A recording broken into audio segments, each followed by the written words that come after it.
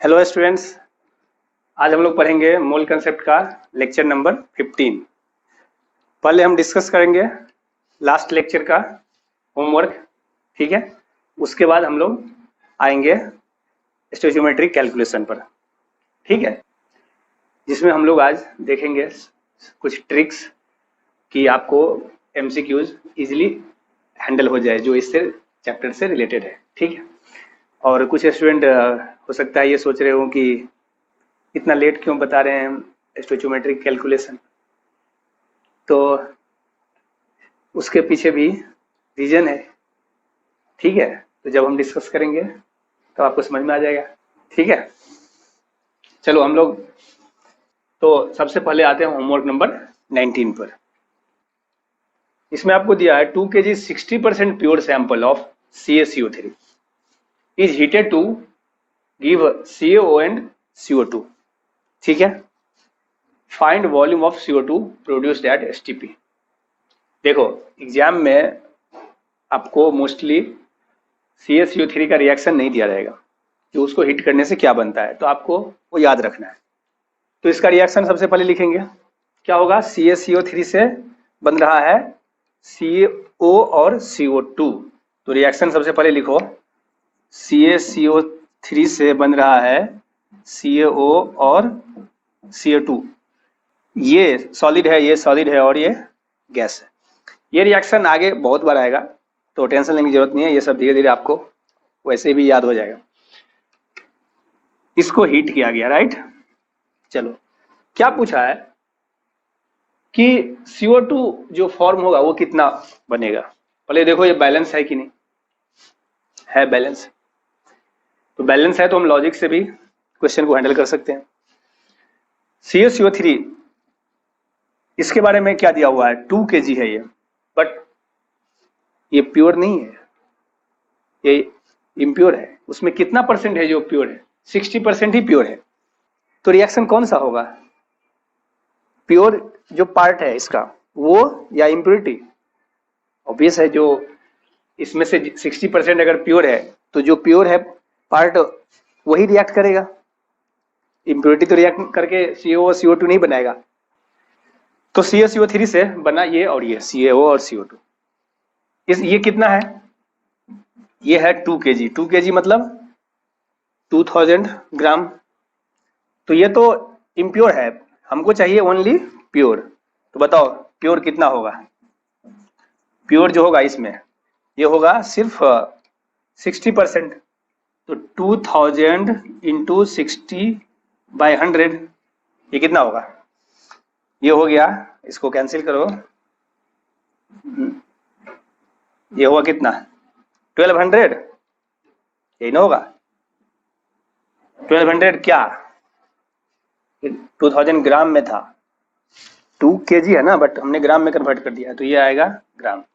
चलो, और ये जो रेशियो है इस पर हम लोग बहुत डिस्कस कर चुके हैं। तो ऐसा नहीं कि ये जितना ग्राम उतना ग्राम ये कर दो, ये क्या था, या तो मोलिकुल या मोल या डजन, जो बोलना है बोलो। तो ये कोफिशिएंट जो इंडिकेट कर रहा है अभी हम उसको मोल कंसीडर करेंगे, ठीक है। तो इसको मोल में कन्वर्ट करो। उसके बाद क्या करना है, ये बैलेंस है ही, ये 1 और ये 1, 1 से 1, तो जितना मोल ये बनेगा उतना ही ये फॉर्म होगा, क्लियर। तो कितना मोल ये बनेगा, प्योर पार्ट, ठीक है, इम्प्योरिटी नहीं। तो मोल ऑफ CaCO3 जो होगा given mass upon molar mass. तो गिवन मास कौन सा लेंगे, 2 kg नहीं, जो प्योर है, प्योर क्या है 1200, और इसका मोलर मास ये बहुत बार काम आता है, ये होता है 100। तो कितना आया 12। तो एक मोल से 1 मोल ही बन रहा है CO2, तो इतना मोल से क्या होगा, इतना ही बनेगा। तो मोल ऑफ CO2 जो होगा प्रोडक्ट का वो भी 12 ही होगा। तो क्या पूछा है, वॉल्यूम ना STP पर। तो क्या करेंगे, वॉल्यूम जो होगा ऑफ CO2 12 इंटू 22.4, यही ना होगा। ये आएगा अराउंड 268 पॉइंट समथिंग, ठीक है। ये 0.9 के आसपास, इतना लीटर। ठीक है, चलो जल्दी से इसको पॉज करो, चलो जल्दी करो। चलो आते हैं हम लोग नेक्स्ट क्वेश्चन पर।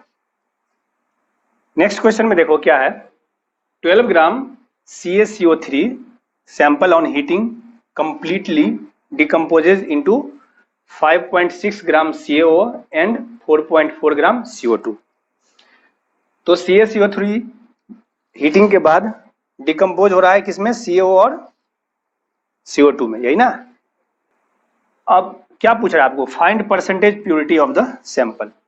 सैंपल क्या था, CaCO3 कितना था, 12 ग्राम।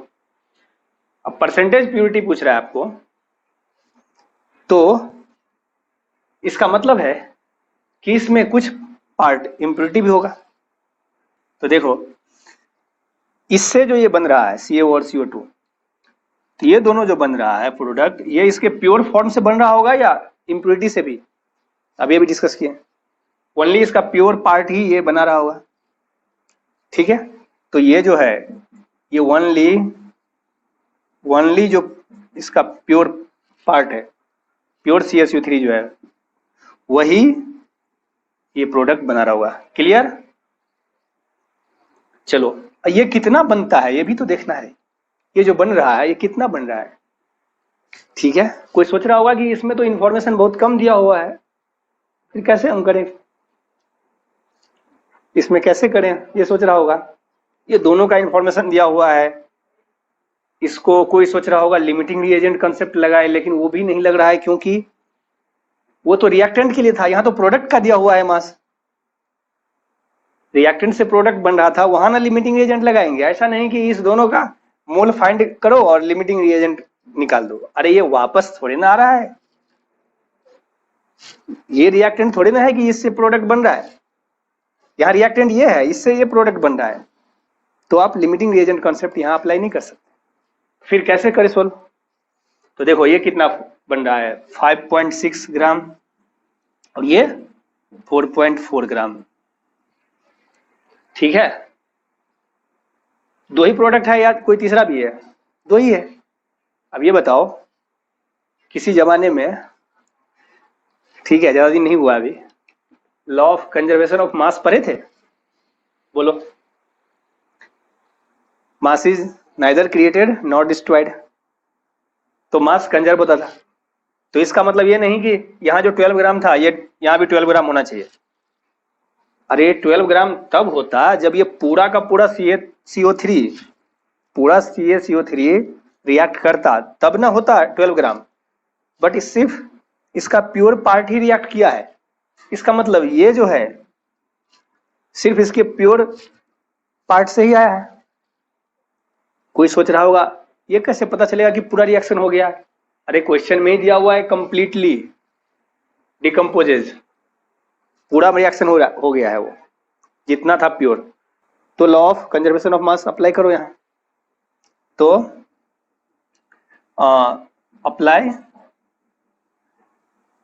Law of conservation of mass.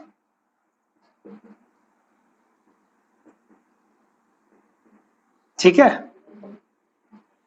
देखो ये दोनों क्या होता है, इस दोनों को ऐड करो, टोटल प्रोडक्ट कितना, ये 10 आएगा। 10 ग्राम आया ये टोटल। तो law of conservation of mass से हम क्या करेंगे, इसका मतलब प्योर जो होगा CaCO3 कितना होगा, बोलो। प्योर जो होगा CaCO3 वो होगा जितना प्रोडक्ट बना है वही, तो ये भी होगा 10 ग्राम। क्लियर, बोलो। तो क्या पूछ रहा है अपने को, परसेंटेज प्योरिटी। तो 10 ग्राम इसका मतलब प्योर है, तो रिमेनिंग जो होगा वो इम्प्योरिटी होगा। तो टोटल कितना था 12, तो परसेंटेज कैसे फाइंड करें, बोलो। परसेंटेज प्योरिटी कितना आएगा, जितना प्योर है और अपॉन टोटल इंटू 100, यही था ना।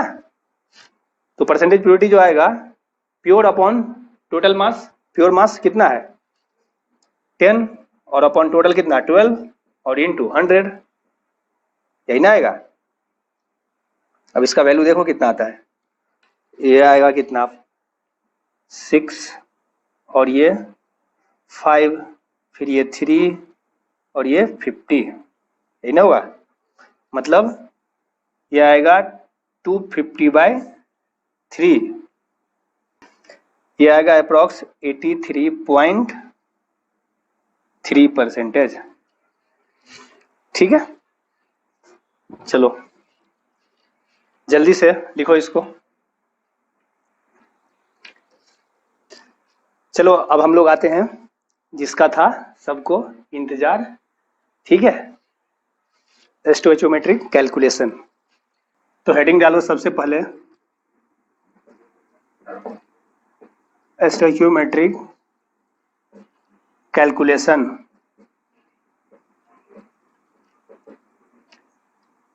ठीक है, अभी तक हमने जितना पढ़ाया हम मान के चल रहे हैं कि वो सब आपको आता है। ठीक है, हालांकि बुक के हिसाब से हमको ये पहले पढ़ा देना चाहिए था, बट आपको तब वो फील नहीं आता। अभी आप ये पढ़ने के बाद अब आपको समझ में आएगा कि एमसीक्यू को इजीली कैसे हैंडल किया जाता है। ठीक है, तो अभी तक जो हम लोग पढ़े थे लिमिटिंग रिएजेंट या मोल मेथड से जो है हम लोग हैंडल कर रहे थे कि बैलेंस रिएक्शन है अगर तो कोफिशिएंट से हम लोग उसको हैंडल कर रहे थे। रिएक्शन को हम लोग पहले बैलेंस करते थे, फिर उसके मोल से हम लोग हैंडल कर रहे थे। ठीक है, अभी यहाँ पर थोड़ा सा हम डिटेल में पढ़ के और ये पार्ट को अब यहीं क्लोज करेंगे। ठीक है, तो ये कैलकुलेशन जो है इससे रिलेटेड, मोल से रिलेटेड, वो आज के लेक्चर के बाद हम मान के चलते हैं कि वो सब आपको अब सब आ जाएगा।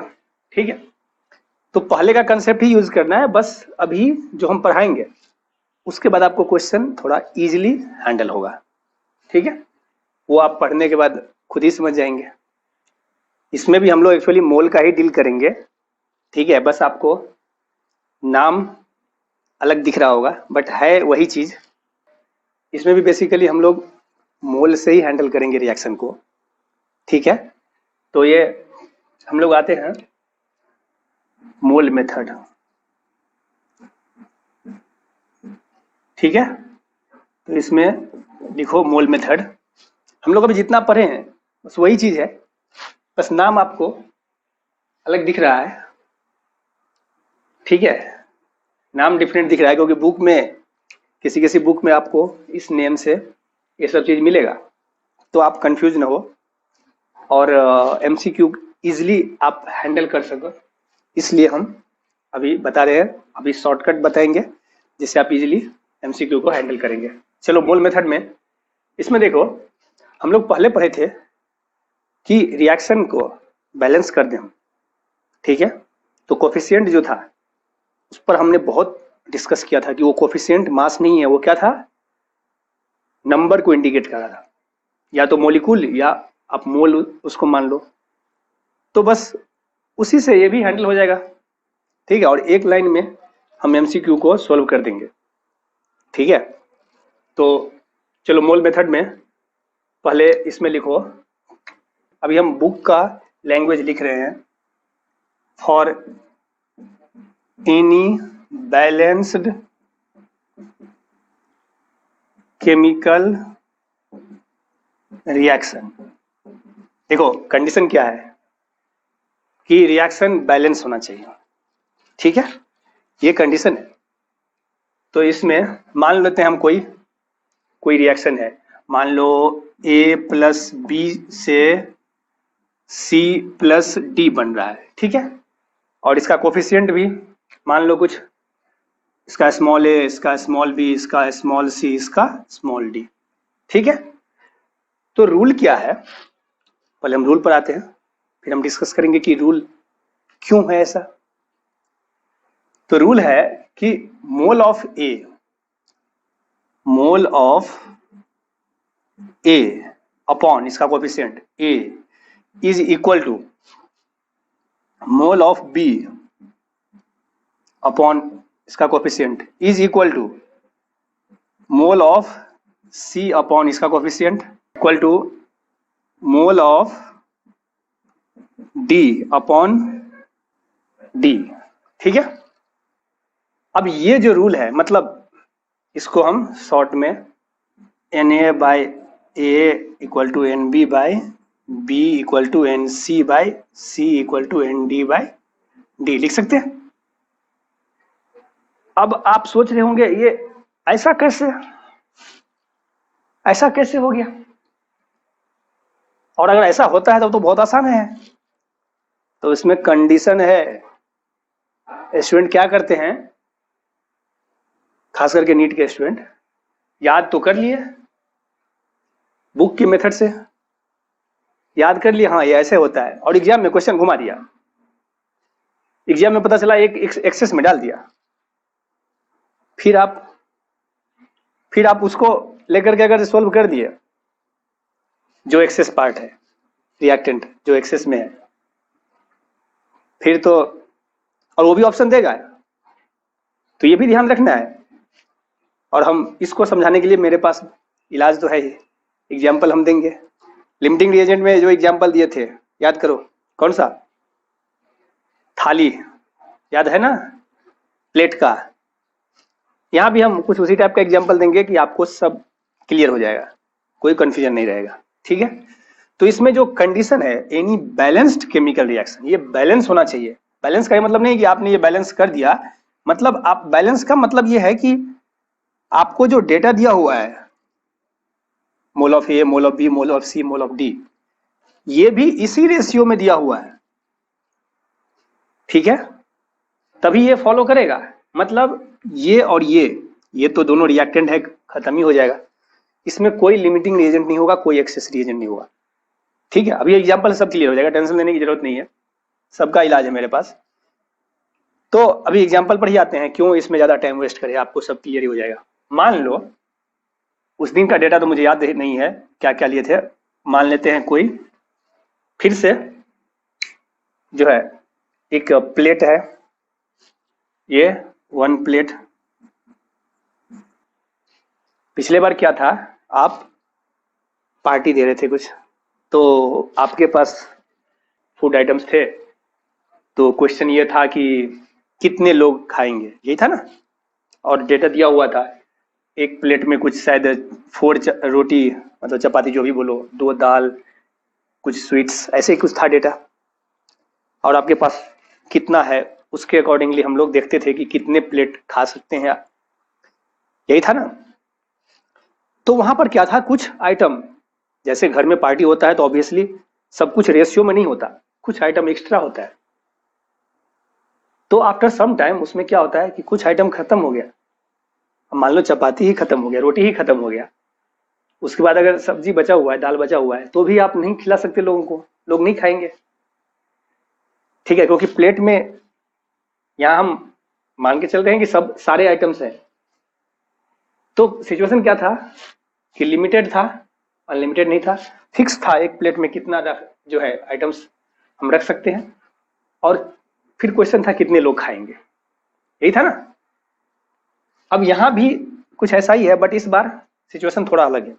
इस बार क्या है, इस बार मान लो आप जो है आप पार्टी दे रहे हो कुछ लोगों को, बट आप घर में अरेंजमेंट नहीं किए हो, आप बाहर से ऑर्डर किए हो। तो बाहर से अगर ऑर्डर करोगे तो थोड़ी ना वो ज्यादा आएगा, आप ऑर्डर अगर कर रहे हो बाहर से तो आप जितना ऑर्डर किया उतना ही आएगा, कोई एक्सेस नहीं आएगा, कोई कम भी नहीं आएगा, सब उस रेशियो में आएगा। क्लियर। तो मान लो जो है, मान लेते हैं आप जो ऑर्डर किए हो, ये थाली आप ऑर्डर किए हो, ये प्लेट, उसमें क्या क्या है आइटम, मान लो 5, इस बार हम ज्यादा डेटा नहीं दे रहे, 5 चपाती है, रोटी जो भी बोलो, उसके बाद 2 मान लेते हैं हम दाल है, मान लेते हैं, फिर उसके बाद और फिर सब्जी वेज मान लेते हैं 3 है, इसको फिर से डिनोट किया, ये क्या था 2 दाल, और ये 5 रोटी, ये है एक प्लेट का डेटा। और आप मान लो आप कितने लोगों को खिलाना है? मान लेते हैं आप 4 फ्रेंड को, 4 लोगों को खिला रहे हो, एक आदमी 1 प्लेट खा रहा है। तो यहाँ भी जैसा वहां एक्सप्लेन किए थे वैसा ही यहाँ भी। तो बताओ 1 प्लेट में क्या क्या है? 5 जो है, 5 है रोटी प्लस 3 वेज प्लस 2 दाल। इससे जो बन रहा है ये पूरा 1 प्लेट है, तो इससे 1 प्लेट बनेगा, मतलब 1 प्लेट के लिए रिक्वायरमेंट है। तो ये एक तरह से रिएक्टेंट है ना, और ये मिल करके एक प्रोडक्ट बनाएगा, मतलब 1 प्लेट। क्लियर? प्लेट के टर्म में बात करें तो अब मान लो 1 प्लेट में एक आदमी नहीं 2 आदमी खा रहा है, खाने वाले मान लो बच्चे हैं, ठीक है? तो ये 1 प्लेट या इसी को 2 चाइल्ड कर देते हैं। मतलब ये सब जो है मिलकर के 1 प्लेट बना और उसको 2 बच्चे खा रहे हैं, ठीक है? क्लियर? अब बताओ आपको अगर ऑर्डर करना है मान लो 4 प्लेट, तो आप 4 प्लेट ऑर्डर करोगे तो कितना रोटी, कितना चपाती, कितना सब्जी, कितना वेज और कितना दाल आएगा? थोड़ा कॉमन सेंस यूज करो, ये तो बहुत आसान है। ये कितना आएगा बताओ? अगर आप 4 प्लेट ऑर्डर किए हो तो ये तो आ जाएगा 4 प्लेट। ये कितना आएगा बोलो? ये 8 आएगा। ये कितना आएगा? 12 और ये 20, यही ना आएगा? तो इतना मिल करके 4 प्लेट बना, यही ना? 4 प्लेट में 20 रोटी होगा। अब इस बार देखो कोई एक्स्ट्रा नहीं है क्या? कुछ एक्स्ट्रा नहीं है ना? सब सेम रेशियो में है, जितना रिक्वायरमेंट है, जितना हमने ऑर्डर किया है उसी रेशियो में है, कुछ एक्स्ट्रा नहीं है। और खाना जब खत्म हो जाएगा, हाँ इसको 1 प्लेट खा रहे हैं 2, तो ये 4 प्लेट अगर ऑर्डर किए तो कितने बच्चे खाएंगे बोलो? ये 8। क्लियर? तो जब ये खाना कंप्लीट हो जाएगा तो ये रिएक्टेंट बचेगा कुछ या सारा फिनिश? कॉमन सेंस यूज करो। आपको ये दिमाग मत लगाओ कि बच्चे हैं तो हो सकता है पूरा नहीं खाए, अरे ऐसा दिमाग नहीं लगाना है। ये पूरा खा रहा है, 1 प्लेट जो है ये 2 बच्चे मिलकर के पूरा फिनिश कर दे रहा है। तो बताओ ये सारा जो है खत्म हो जाएगा, ये सारा, ये टोटल कितने 8 चिल्ड्रेन खाने के बाद ये पूरा खत्म। तो इस बार कुछ एक्सेस में था क्या? नहीं, कुछ बचेगा नहीं। मतलब एक तरह से बोलो तो सारा लिमिटेड ही है, यही ना? तो ये बैलेंस है, इसको हम लोग बोलेंगे अब ये बैलेंस है, कोई एक्स्ट्रा नहीं है। अब इसको कोरिलेट करो, यहां ये सारा बैलेंस है ना? तो ये यहां जैसा है वही सिचुएशन यहां है, ठीक है? अब इसमें जो ये कोफिशिएंट था ये 5, 3, 2, ये यहां भी जो कोफिशिएंट है उससे कंपेयर करो, ये एक तरह से वैसा ही है। अब देखो एक बात बताओ, यहां पर जो है ये इक्वल, ये इक्वल, ये इक्वल, ये सारे जो टर्म इक्वल है, तो यहां भी होना चाहिए ना? अब देखो होगा ही। पहले ये बताओ ये टर्म इक्वल है क्या? अभी ये जो डेटा है आपके पास, ये गिवन डेटा है, मतलब ये था गिवन, इससे ये प्रोडक्ट बना। एक तरह से हम ऐसे सोचे, अगर ये रिएक्शन होता तो ये रिएक्टेंट, ये प्रोडक्ट, ये इक्वल है क्या? नहीं है, सिर्फ ये है इक्वल, ये और ये। क्यों ऐसा? थोड़ा दिमाग लगाओ, सोचो। जब भी हम बोल रहे हैं सोचो तो वीडियो को पॉज करके सोचना है, ऐसा नहीं कि आंसर भी सुन लिए तब सोच रहे हाँ हमारा भी तो यही आंसर हो था। ठीक है, बताओ क्यों? रीजन क्या है ये दोनों को इक्वल होने का? अरे इसका कोफिशिएंट सेम है, समझ में आया? इसलिए दोनों इक्वल है, बाकी का सबका डिफरेंट है। इसलिए कोई इक्वल नहीं है। तो ये सब इक्वल नहीं है। अब अगर आप ऐसा करो, इसको इसके कोफिशिएंट से, इसको इसके कोफिशिएंट से, इसको इसके कोफिशिएंट से, इसको इससे डिवाइड कर दो, देखो सारे इक्वल होता है ये नहीं। देख लो, 20/5, 12/3, 8/2, 4/1, 8/2, देखो ये सब इक्वल होता है या नहीं। ये कितना आएगा 4, ये कितना आएगा 4, ये कितना आएगा 4, 4, 4, सारे इक्वल हो गए। यही तो है, ये समझ में आ रहा है कि नहीं? अभी भी कोई कंफ्यूजन है? ये सब कहीं एक्सप्लेनेशन नहीं है बुक में, क्यों आता है? सिर्फ बुक में ये लिख दिया जाता है, हाँ ये ऐसे हुआ, इससे ऐसे हुआ। आप जब पढ़ेंगे कुछ दिन तक याद रहेगा, और क्वेश्चन एग्जाम में ज्यादा घुमा दिया ना, घूम जाते हैं बच्चे, तब वहां पता चलता है अरे ये इसमें तो कंफ्यूजन था ही, ये चैप्टर में भी कुछ कंसेप्ट हमारा रह गया था, इसका मतलब तभी तो नहीं सोल्व हो रहा है। ठीक है, तो हम मान के चल रहे हैं अभी कोई कंफ्यूजन नहीं होगा। चलो, तो बेसिकली ये जो आया 4, ये 4, ये सब क्या रिप्रेजेंट कर रहा है? हमने 4 प्लेट ऑर्डर किया था, इसलिए ये सब का वैल्यू 4 आया। ठीक है, तो ये सारे जो डेटा था ये 4 प्लेट के लिए था ना, इसलिए सबका वैल्यू 4 आया। तो अब आगे आप इस फॉर्मूला को यूज करके क्वेश्चन को इजीली हैंडल कर सकते हो। तो इससे क्या बेनिफिट किया है इसका, कि अगर बैलेंस है रिएक्शन, ठीक है, क्वेश्चन पढ़ने के बाद आपको आइडिया आ जाता है कि ये जो है बैलेंस है या एक्सेस में है, कोई रिएजेंट, कोई रिएक्टेंट एक्सेस में है, कोई लिमिटेड में है, ये सब आइडिया आ जाता है क्वेश्चन पढ़ने के बाद ही। ठीक है, तो अगर बैलेंस है तो आपको अगर इससे अगर ये पूछ रहा है, ये डाटा दिया हुआ है दोनों का, और या सिर्फ इसी का, और बोलेगा ये कितना फॉर्म हुआ, तो आपको ये और ये दोनों टर्म इक्वल होगा, उससे आप इजीली फाइंड कर सकते हो। ठीक है, मतलब जैसे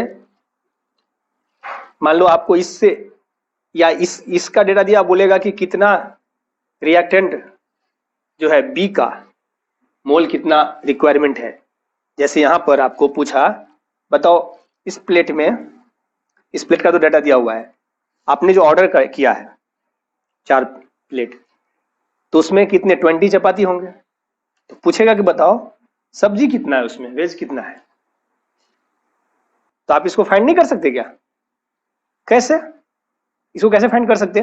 20/5 इक्वल टू 12/3 होगा। अभी 12 नहीं, अभी मान लो इसको हम, अभी तो हमको पता नहीं है ना, आपको अगर क्वेश्चन पूछा गया इसको फाइंड करना है, तो मान लो इसको x, ठीक है, तो इसको x मान के कैसे फाइंड करेंगे हम? ये 20/5, इस दोनों को कोरिलेट करें अभी हम। 20 आपको दिया हुआ है, पूछ रहा है कि चपाती अगर, रोटी अगर 20 आया है ऑर्डर करने से, तो बताओ सब्जी वेज कितना होगा उसमें। तो ये 20/5 इक्वल टू, उसको अगर x मान लिए 12 की जगह, तो x अपॉन कितना 3। तो देखो यहां से आ जाएगा आपको आंसर, ये कितना होगा 4। तो 4 इक्वल टू कितना x/3, इसको इधर ले जाओ, x इक्वल टू कितना हुआ 4 इंटू 3, 12 आया, वो आना ही पड़ेगा। तो यहां भी आप किसी का भी आप फाइंड कर सकते हो, किसका,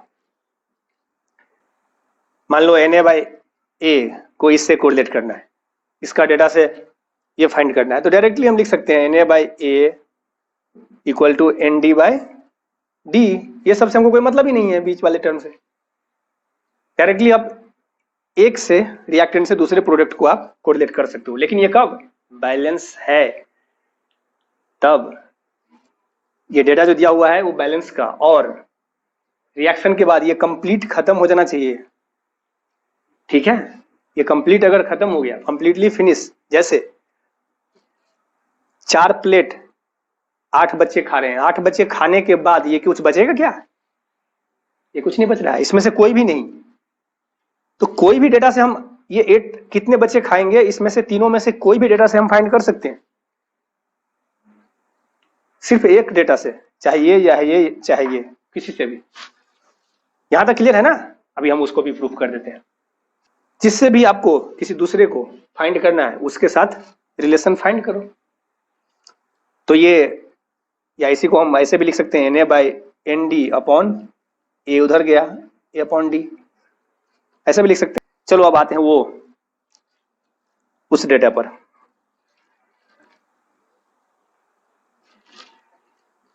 ये आपको क्या फाइंड करना था? 8 मतलब कितने बच्चे खाएंगे।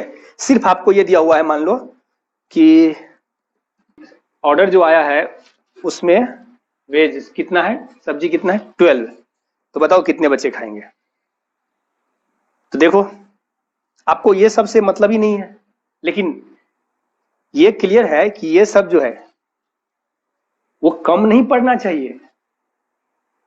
समझ में आया?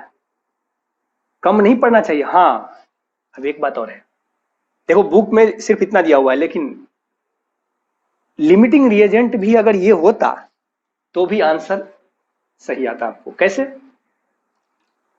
मान लो ये लिमिटेड है और ये चपाती रोटी एक्सेस में है, तो ये खत्म हो जाएगा तो खाना बंद हो जाएगा कि नहीं? समझ में आ रहा है कि नहीं? तो अगर ये लिमिटिंग रिएजेंट है, लेकिन वो पता रहना चाहिए ना अपने को कि ये लिमिटेड है। पता अगर चल गया कि ये लिमिटेड है, या कभी कभी क्वेश्चन में दिया रहता है एक का दिया रहेगा मास या मोल जो भी, अब पूछेगा it reacts with access of something, जैसे एक्सेस ऑफ HCl। तो दूसरा अगर एक्सेस में है तो टेंशन ही खत्म। इसका मतलब ये लिमिटेड है, मतलब जिसके बारे में दिया हुआ है डेटा। तो ये अगर लिमिटेड है या फिर सब बैलेंस है तो भी देखो बुक में दिया हुआ था ओनली ऐसा, any balance chemical reaction, but हम उसको लिमिटिंग एजेंट से भी अभी हैंडल कर देंगे। अगर लिमिटिंग एजेंट भी है क्वेश्चन तो भी आप इस मेथड से इसको हैंडल कर सकते हैं, लेकिन आपको पता चलना चाहिए कि कौन सा लिमिटेड है। तो अगर ये है लिमिटिंग तो इससे इसको फाइंड करना था, तो ये होगा कितना, 12 अपॉन इसका कोफिशिएंट 3 इक्वल टू, अब ये मान लो फाइंड करना है आपको, तो इसको x मान लेते हैं, x अपॉन इसका कोफिशिएंट कितना, 2। देखो यहां से फाइंड करके ये x इक्वल टू 8 ही आएगा, चेक कर लो। क्लियर? ठीक है, अब इसको हम लोग अप्लाई करेंगे क्वेश्चन में, इस शॉर्टकट को क्वेश्चन में अप्लाई करेंगे। ठीक है, और देखेंगे क्वेश्चन कैसे इजी हो जाता है। चलो पॉज करो वीडियो को, जल्दी से लिखो इसको। तो कहाँ तक लिखना है इतना तो पता होना चाहिए। ये पार्ट्स जो है ये तो समझाने के लिए था, फिर भी अगर किसी को लिखना है तो अलग से लिख लो। ठीक है, ये सब एग्जाम्पल बुक में नहीं मिलता है, बुक में क्या कहीं नहीं मिलेगा। चलो अब हम आते हैं क्वेश्चन पर। अगर आपको यहाँ तक क्लियर है तो ये क्वेश्चन इजीली सॉल्व हो जाएगा।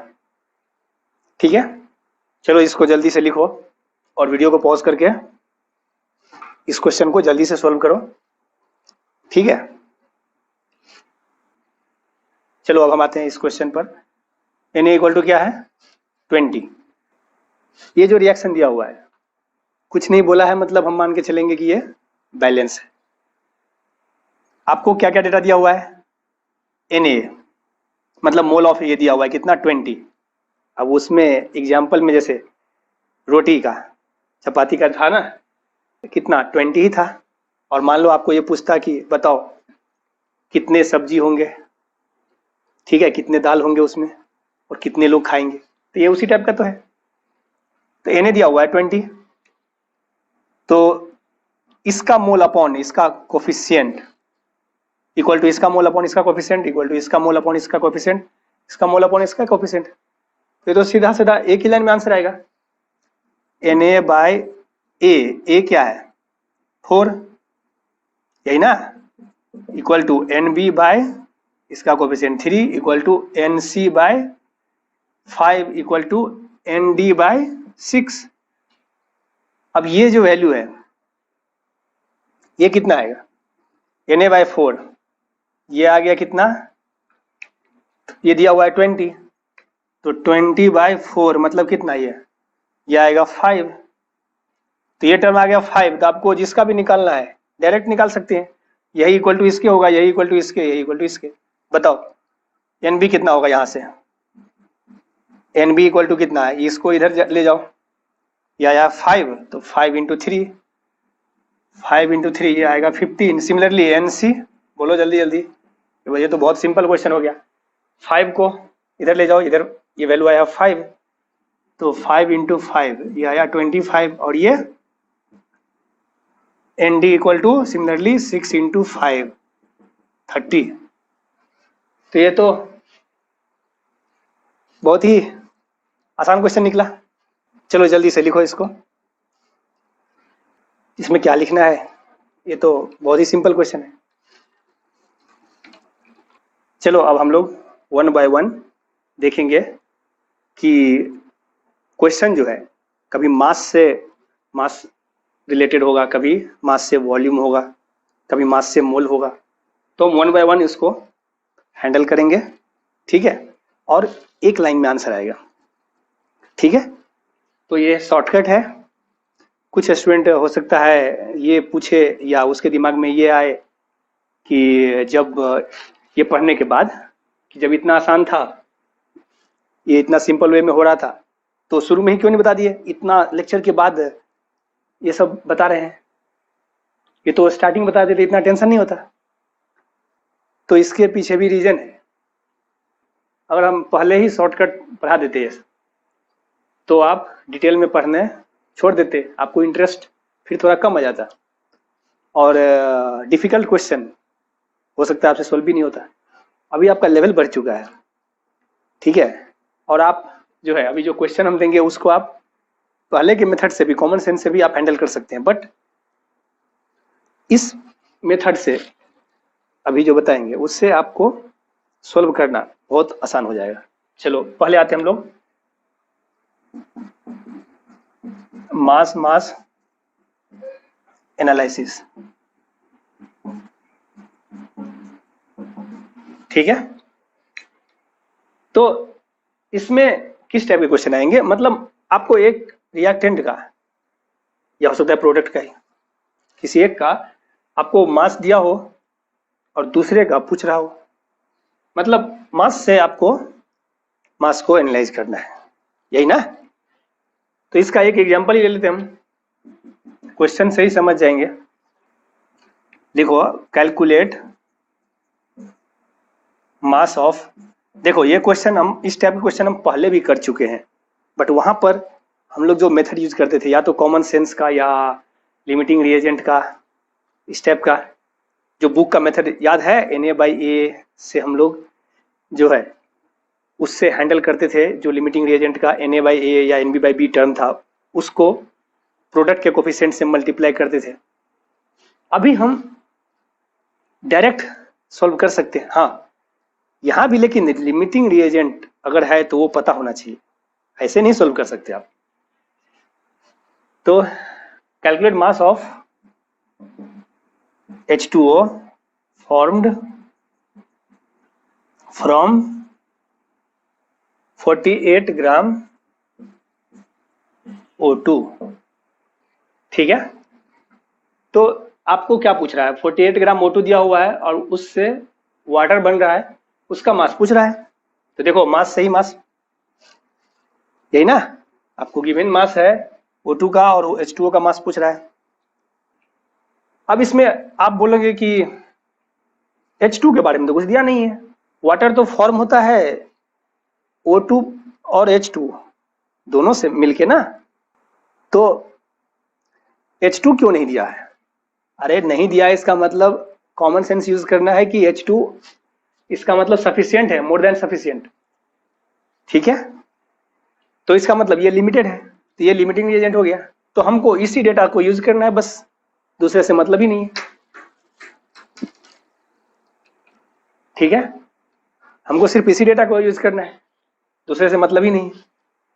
जैसे पिछला केस में अगर आपको सिर्फ रोटी का डाटा दिया हुआ है और दाल और सब्जी ज़्यादा भी है, तो अगर रोटी खत्म तो खाना बंद, तो एक तरह से वो लिमिटेड है, और उसी के बेस पर हम कितने लोग खाएंगे, कितने आदमी खाएंगे, वो आंसर दे सकते हैं। यहाँ भी ये लिमिटेड है, तो इसके बेसिस पर हम आंसर दे देंगे, और जो आंसर आएगा वही सही होगा।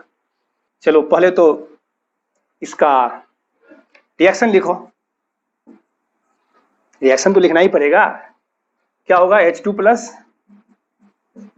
O2 से H2O। बताओ, ये 2 और ये 2, यही ना, देख लो। ठीक है।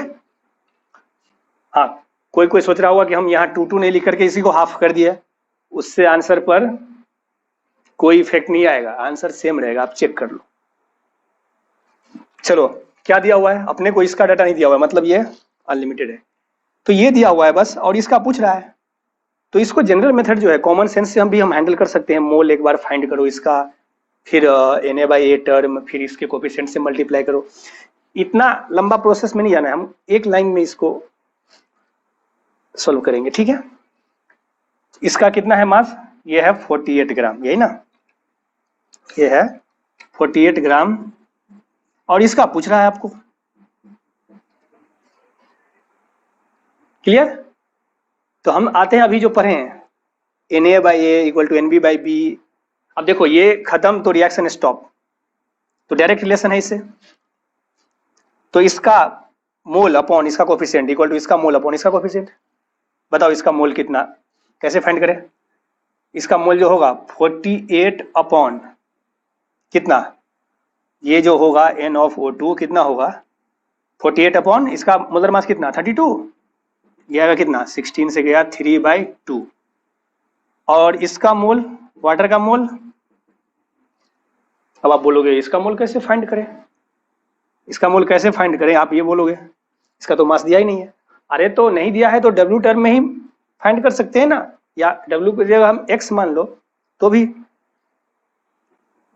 तो ये कितना होगा, W अपॉन कितना है वाटर का मोलर मास, बोलो 18, यही होगा इसका मोल।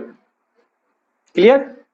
अब कोई अगर ये दिमाग लगा रहे हो कि ये तो 2 भी है, तो 18 × 2 36, मैं अब वो एक्सप्लेन नहीं करूंगा, उस पर हम बहुत डिस्कस कर चुके हैं कि ये कोफिशिएंट है, हमको इसका जो कंपाउंड है उसका मोलर मास लिखना है। हाँ, इसका भी यूज होगा अब आगे। अभी क्या है, ये मोल आया, ये मोल आया, इसका मोल अपॉन इसका कोफिशिएंट और इसका मोल अपॉन इसका कोफिशिएंट, तो ये कितना है, इसको 3/2 अपॉन 1 लिखने की जरूरत नहीं है, इक्वल टू इसका मोल अपॉन 2, तो ये कितना आएगा W/18 अपॉन 2, मतलब यहाँ 2 से मल्टीप्लाई कर दिया।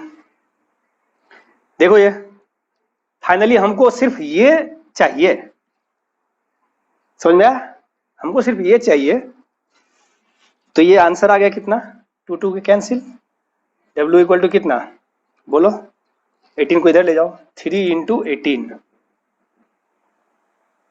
54 ग्राम। देखो कितना सिंपल वे में ये हैंडल हो गया।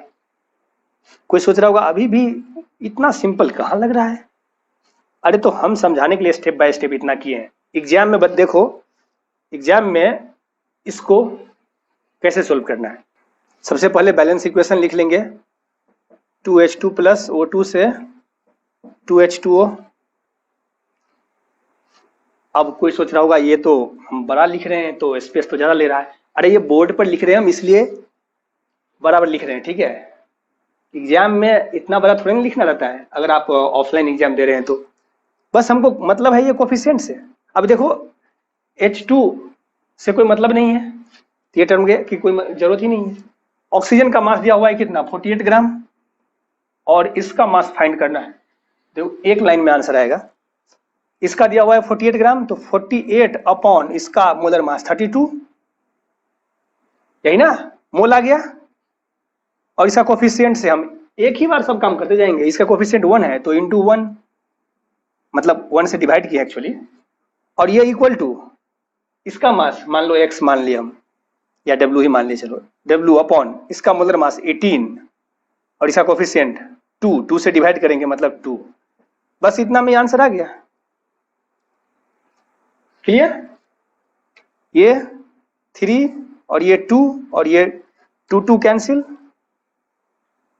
W इक्वल टू कितना 18 इंटू 3 54। अब एग्जाम में आपको यहां दिख गया 54 तो सीधा टिक करना है 54, ऐसा नहीं कि therefore W equal to 3 into 18 equal to 54 gram. अरे एग्जाम में किसको दिखाना है इसका एग्जैक्ट आंसर? एग्जाम में कोई चेक थोड़ी ना कर रहा है कि एग्जैक्ट तुमको कैसे तुम लाए हो ये। तो एग्जाम में सिर्फ इतना ही कैलकुलेशन है इस क्वेश्चन का, ठीक है? पॉज करो और जल्दी से लिखो इसको। चलो अब हम लोग आते हैं next part, that is mass volume analysis. तो नाम से ही क्लियर है, यहां पर एक सब्सटेंस का आपको मास दिया रहेगा और दूसरे का वॉल्यूम फाइंड करना है, यही है ना? गिवन मास से आपको किसी अदर का, चाहे वो रिएक्टेंट हो या प्रोडक्ट हो, वॉल्यूम को एनालाइज करना है, ठीक है? तो यहाँ भी हम एग्जांपल से समझेंगे। ये क्वेश्चन है शायद नीट का ही है, ठीक है? वो आप चेक कर लेना, शायद जहां तक मुझे याद है ये नीट का ही क्वेश्चन था। Calculate volume of H2 at NTP produced by reaction of 6.5 gram Zn with dilute HCl। देखो क्या पूछ रहा है एग्जाम में। हम लोग जो है जनरली NTP को भी STP की तरह ही यूज करते हैं और इसके लिए भी वॉल्यूम 1 मोल का 22.4 लीटर ही लेते हैं, ठीक है? हालांकि थोड़ा सा डिफरेंस है NTP और STP में, यह है नेचुरल टेम्परेचर एंड प्रेशर। तो नेचुरल टेम्परेचर तो 0 डिग्री नहीं होता है, 25 डिग्री होता है, बट हम लोग जो है उसको इग्नोर करेंगे, ठीक है? जब तक आपको कि एग्जाम में कभी कभी ऑप्शन हो सकता है नहीं मैच करे तो तब ऐसा नहीं करता एग्जाम वाले कि आपको NTP का जो है ये 25 डिग्री सी वो भी एज्यूम करके आंसर दे, वो भी एज्यूम करके ऑप्शन दे, और STP का जो है वो भी ऑप्शन दे, दोनों नहीं देगा वो। तो मोस्टली आपको 22.4 लीटर से ही आंसर आ जाएगा। चलो अब देखो, ये इसको सोल्व करने के लिए सबसे पहले तो आपको रिएक्शन आना चाहिए जिंक और HCl का। क्या होता है रिएक्शन जिंक और HCl का? डाइल्यूट HCl है, जिंक और HCl का जो रिएक्शन होगा इससे बनता है ZnCl2 प्लस H2 गैस, ठीक है? अब देखो H2 गैस इसमें प्रोड्यूस हो रहा है, तभी तो क्वेश्चन में पूछ रहा है H2 गैस कितना फॉर्म होगा, मतलब उसका वॉल्यूम। ये बैलेंस है क्या? बैलेंस जिंक तो बैलेंस है, Cl और H नहीं। अब हो गया बैलेंस, ठीक है? आपको क्या क्या दिया हुआ है? जिंक का दिया हुआ है मास, और कुछ नहीं दिया हुआ है, इसके बारे में तो नहीं दिया है। इसका मतलब ये सफिशिएंट है, जितना इसको रिक्वायरमेंट है उतना है। तो सिर्फ इसके मास से आपको इसका वॉल्यूम फाइंड करना है। देखो पहले जो हम लोग पढ़े हैं उस मेथड से भी ये आंसर आ जाएगा, ऐसा नहीं है कि उससे नहीं आएगा, ठीक है? बट वो थोड़ा सा आपको टाइम लेगा ज़्यादा, या इसको हम अभी एक लाइन में सोल्व करेंगे। कैसे? जिंक का मास दिया हुआ है, एटॉमिक मास भी दिया हुआ है, तो सीधा मोल फाइंड कर लो इसका। मतलब इसका मास दिया हुआ है कितना? 6.5 ग्राम। देखो अभी समझाने के लिए हम इतना बता रहे हैं, इतना लिख रहे हैं, बट इतना एग्जाम में आपको इतना सब लिखने की जरूरत नहीं है, सिर्फ रिएक्शन लिखना है। 6.5 ग्राम, और क्या पूछ रहा है? इसका वॉल्यूम पूछ रहा है, यही ना पूछ रहा है, क्लियर? तो मास से आपको वॉल्यूम को एनालाइज करना है। तो देखो इसका पहले मोल फाइंड करना है और इसको भी मोल में कन्वर्ट कर लेंगे और कोफिशिएंट से डिवाइड कर दो। देखो यहाँ पर कोफिशिएंट दोनों का 1 ही है, तो 1 से डिवाइड करेंगे तो कुछ इफेक्ट ही नहीं होगा, 1 से डिवाइड करेंगे तो कोई इफेक्ट नहीं आएगा, तो वो भी टेंशन खत्म। तो सीधा इसका मोल और इसका मोल दोनों को इक्वल करो और आंसर ये कितना आएगा? मोल जो आएगा कितना, और यहाँ पर कितना आएगा मोल? 6.5 अपॉन 65 मतलब 0.1, और ये कितना आएगा? हाँ अब ये कितना आएगा ये क्वेश्चन। तो मोल जब हम लोग पढ़े थे उस समय, याद करो, हमने फॉर्मूला दिया था, वॉल्यूम अगर गिवन हो एसटीपी पर, तो उससे हम कैसे मोल फाइंड करेंगे। तो वॉल्यूम अपॉन 22.4 था। वैसे भी कॉमन सेंस यूज कर सकते हैं हम। एक मोल जो है कितना लीटर होता है, 22.4 लीटर। तो अगर आपको वॉल्यूम दिया हुआ है V, तो मोल कैसे फाइंड करेंगे, तो 22.4 से डिवाइड कर दो, तो ये आएगा V अपॉन 22.4। देखो ये भी मोल बन गया, ये भी मोल बन गया। अब इसके कोफिशिएंट 1 और इसके कोफिशिएंट 1 से इसको डिवाइड करोगे और दोनों इक्वल हो गया, तो कोफिशिएंट 1 ही है, तो ये सीधा आ गया एक ही लाइन में आंसर। तो ये क्या होगा, देयरफॉर 0.1 ये जो आया है, हालांकि इसको अपॉन 1 करते हम, बट उसकी जरूरत नहीं है 1 से डिवाइड करने की, उतना ही आएगा। और इसको भी अपॉन 1 करते हैं, ये इक्वल टू कितना, V अपॉन 22.4। तो यहाँ से आंसर आ गया V इक्वल टू कितना, इस दोनों को मल्टीप्लाई करो, 2.24 लीटर होगा। देखो एक लाइन में आंसर आया। ये तो समझाने के लिए हमने इतना बताया, अदरवाइज हम तो इसको सीधा रिएक्शन लिखते और एक लाइन में आंसर। कैसे, इसका मोल,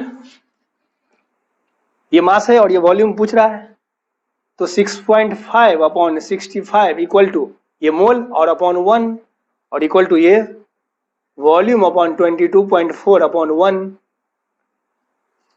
बस इतना में ही यहीं से आंसर सीधा सीधा दिख रहा है। तो इतना सब लिखने की जरूरत नहीं थी, ये सब तो समझाने के लिए हमने बताया आपको। ठीक है, एग्जाम में आपको कम स्पेस में सॉल्व करने भी आना चाहिए। ठीक है, चलो लिखो इसको जल्दी। चलो अब हम लोग आते हैं next part, that is volume analysis. तो इसमें क्या होगा, आपको एक रिएक्टेंट या प्रोडक्ट जो भी है, एक का वॉल्यूम दिया रहेगा और दूसरे का वॉल्यूम आपको एनालाइज करना है। ठीक है, तो इसको भी एग्जांपल से ही समझते हैं। Calculate volume of O2 required for combustion of 4 litre ethane at STP। तो इसमें O2 का वॉल्यूम पूछ रहा है आपको और 4 लीटर इथेन, मतलब इथेन का भी वॉल्यूम दिया हुआ है STP पर। ठीक है, तो आपको O2 का वॉल्यूम पूछ रहा है, वो भी STP पर ही होगा। ठीक है, तो इसको कैसे हैंडल करें, तो पहले तो आपको रिएक्शन लिखना आना चाहिए, कंबसन रिएक्शन आपको लिखने आना चाहिए। तो इथेन, ये जो हाइड्रोकार्बन है, इथेन का कंबसन रिएक्शन आप पहले भी पढ़े होंगे। कंबसन रिएक्शन क्या होता है, इथेन का जो रिएक्शन है, इथेन का फॉर्मूला याद है या भूल गए, मान के चलें ये सब आता है आपको, C2H6। कंबसन रिएक्शन में क्या होता है, ये ऑक्सीजन के साथ रिएक्ट करेगा, मतलब combustion is nothing but burning. तो उसमें क्या होता है, ऑक्सीजन के साथ रिएक्ट करेगा, तो ऑक्सीजन के साथ रिएक्ट करके क्या बनाएगा, ये दोनों रिएक्ट करके बनाता है CO2 प्लस वाटर। तो हम ये मान के चलते हैं कि ये सब रिएक्शन आपको आता है, कोई भी हाइड्रोकार्बन हो, कंबसन के बाद वो CO2 और वाटर ही बनाएगा। बट इसको बैलेंस तो करना पड़ेगा। बैलेंस करो इसको, सबसे पहले क्या करेंगे, कार्बन को बैलेंस करेंगे। ठीक है, सबसे पहले कार्बन को बैलेंस करेंगे। तो देखो कार्बन कितना है 2, तो इसको 2। उसके बाद हाइड्रोजन को बैलेंस करो, सबसे लास्ट में ऑक्सीजन को। हाइड्रोजन कितना है 6, तो ये 3 लिख दो। देखो हो गया। ऑक्सीजन को अब लास्ट में, ये कितना है 4 और ये 3, 7, उधर 7 है और यहाँ O2 है, तो ऐसा नहीं कि यहाँ 7 कर दो, तो 7 × 2 14 हो जाएगा। ये कितना होगा 7/2। अब देखो ये भी 7 बैलेंस है। चलो, तो क्या पूछ रहा है अपने को, वॉल्यूम ऑफ O2, इसका वॉल्यूम पूछ रहा है, यही ना, एट STP। और क्या दिया हुआ है 4 लीटर इथेन, मतलब ये दिया हुआ है आपको। तो प्रोडक्ट के बारे में तो कुछ पूछ ही नहीं रहा है वो, बस रिक्वायर्ड कितना होगा, इसके लिए कितना रिक्वायर्ड है O2। जैसे हम लोग जो घर में गैस सिलेंडर यूज करते हैं तो वहां भी उसको भी ऑक्सीजन चाहिए, ठीक है। तो घर में तो अनलिमिटेड होता है ऑक्सीजन, बट यहाँ पर तो रिएक्शन में यहाँ पर लिमिटेड है। यहाँ पर आपको लिमिटेड पूछा है कि कितना ऑक्सीजन का रिक्वायरमेंट है ये कंप्लीट रिएक्ट होने के लिए। तो देखो इसको भी मोल में कन्वर्ट करो, इसको भी मोल में कन्वर्ट करो, और कोफिशिएंट से इसको दोनों को डिवाइड करके इक्वल करो, सीधा एक लाइन में आंसर। इसको मोल में कैसे कन्वर्ट करें, बोलो, वॉल्यूम है ना, तो 4/22.4 और अपॉन इसका कोफिशिएंट, ये बैलेंस है ऑलरेडी 1 लिखने की जरूरत नहीं है, क्लियर, इक्वल टू ये, उससे मतलब नहीं हमको, V अपॉन 22.4, ये तो कैंसिल हो जाएगा, अपॉन 7/2, यही ना। तो या नहीं तो ऐसे लिख दो, क्लियर। तो देखो ये तो जाएगा, अब इसको सॉल्व करने तो आना चाहिए सब, तो अब सिंपल 8th स्टैंडर्ड का क्वेश्चन है। तो यहां से 4 इक्वल टू कितना आया, V इंटू 2/7, तो V कितना आएगा वॉल्यूम, इसको उधर ले जाओ, वॉल्यूम इक्वल टू कितना 4 इंटू 7 और अपॉन 2, यही ना होगा। तो ये आएगा 14 लीटर, क्लियर। अगर ये ml में दिया रहता तो ये भी ml में आता, तो देखो एक लाइन में आंसर आएगा। तो हम मान के चल रहे हैं कि आपको ये शॉर्टकट अब यूज करने आ गया है, इसके पीछे का सारा कंसेप्ट भी आप समझ गए हैं। और अच्छी बात यह है कि आज कोई होमवर्क नहीं है, सो एंजॉय, ठीक है। और हमने डीपीपी ऑलरेडी दे दिया है, तो आपको डीपीपी अब सॉल्व करना है, और एमसीक्यू जो है आज जो पढ़ाए हैं उस मेथड्स को आप अप्लाई करके सॉल्व करना सीखिए, क्योंकि इससे क्वेश्चन बहुत इजीली हैंडल हो जाता है और टाइम भी कम लगता है, स्पेस भी, ठीक है।